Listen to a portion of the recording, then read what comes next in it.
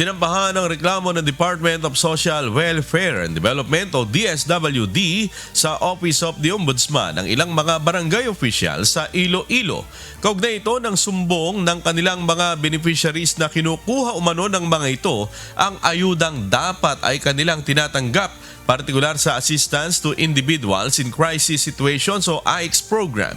Ayon sa mga complainant, simula pa noong kasagsagaan ng pandemya ay nabibiktima na sila ng ganitong modus operandi. Matapos silang makatanggap ng ayuda, pupuntahan sila sa bahay ng mga opisyal ng barangay, tatakutin at saka babawiin ang pera.